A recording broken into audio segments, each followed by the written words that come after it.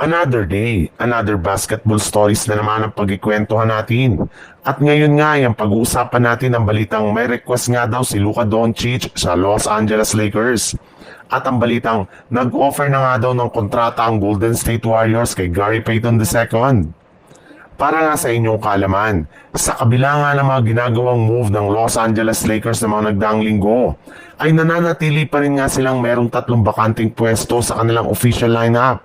Ibig sabihin, ire-require pa rin nga sila ng NBA na gumawa ng move at kumuha ng mga bagong players sa mga susunod na araw. Bukod rin dyan, mismo si Luka Doncic na kahit busy sa ginaganap ngayon na Eurobasket ay nag-request sa Lakers na hindi pa nga daw siya kontento sa kasalukuyan nilang lineup. Mas gusto pa rin nga niya na masigurado na magiging solido ang kanilang roster bago magsimula ang bagong season. Kaya dahil nga dyan, ay mukhang hindi pa rin nga talaga tapos ang Lakers sa paggawa ng trade o pagkuha ng mga players sa free agency market.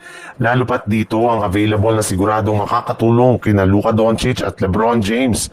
At kung tatanungin nga daw po ninyo ang ilang mga analyst, isang wing player pa nga daw ang kailangan ngayong kunin at idagdag ng Lakers sa kanilang lineup upang sa ganun ay makapag-lock-in na sila sa kanilang magiging bagong kampanya.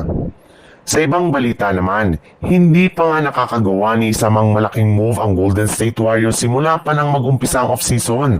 Kaya hindi na nga nakakagulat bakit bumababa na ang tiwala sa kanila ng mga analyst kung magiging competitive sila next season. Ngunit ayon rin naman nga sa naging pahayag ng isang NBA insider, hindi pa rin naman nga daw magtatagal at makakagawa na rin naman nga ang Warriors ng move sa mga susunod na linggo. At eto nga ay ang pagpapapirma nila ng bagong contract extension sa kanilang best defensive player na si Gary Payton II na isa pa rin ngayong restricted free agent.